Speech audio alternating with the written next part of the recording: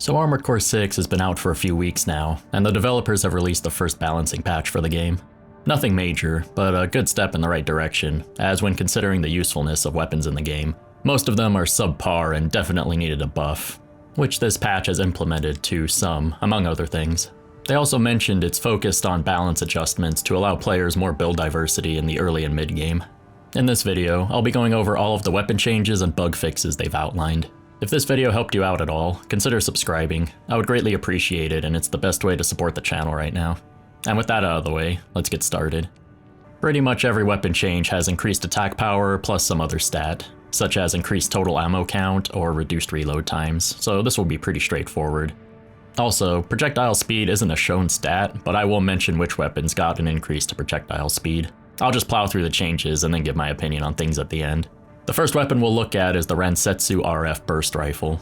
Attack power has been increased from 194 to 224, charge attack power included. Rapid fire has gone from 1.3 to 1.5. Reload time reduced from 2 to 1.8. Next up is the Rensetsu AR Burst Assault Rifle. Attack power has been increased from 62 to 77. Reload time reduced from 2.4 to 1.9, and projectile speed was increased. Next is the Curtis Linear Rifle. Attack power has been increased from 112 to 142. Reload time reduced from 2.4 to 2.2. Next is the Turner Assault Rifle. Attack power has been increased from 87 to 105. Reload time reduced from 2.8 to 2.2, and the projectile speed has been increased.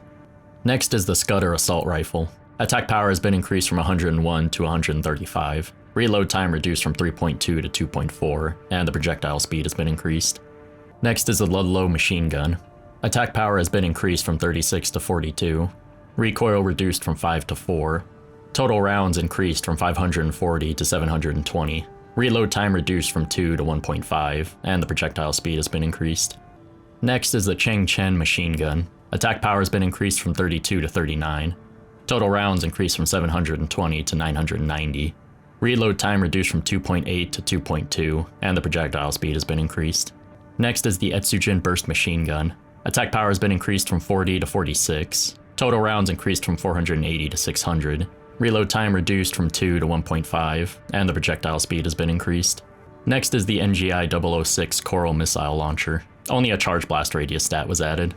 And that's all of the weapon changes out of the way, so let's get into some other changes.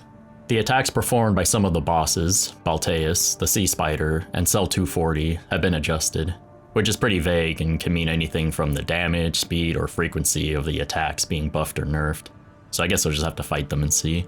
Next up are the bug fixes. Fixed a bug that prevented certain weapons from dealing damage to the boss of the mission, destroy the weaponized mining ship.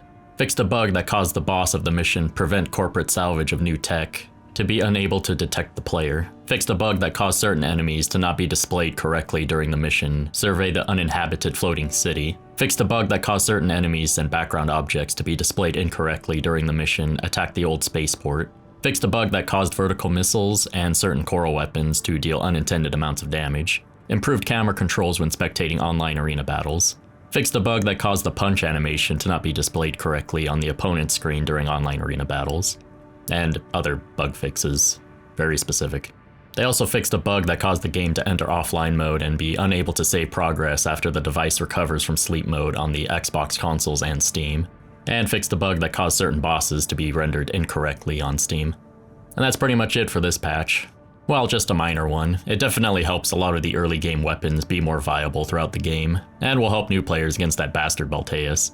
The increased attack speeds and reduced reload times are the biggest buffs, since the overall DPS will be vastly higher. Projectile speed is kind of a joke to me, since the game heavily encourages being up close to things, so if you're right up to them anyway, you don't really need it.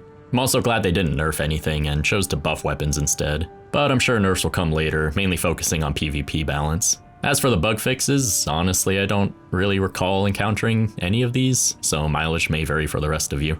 In any case, I'm glad we got at least a minor patch a few weeks in. I'll try to release patch overview videos as they come out, so stay tuned for that. Thank you for watching, and I'll see you in the next one.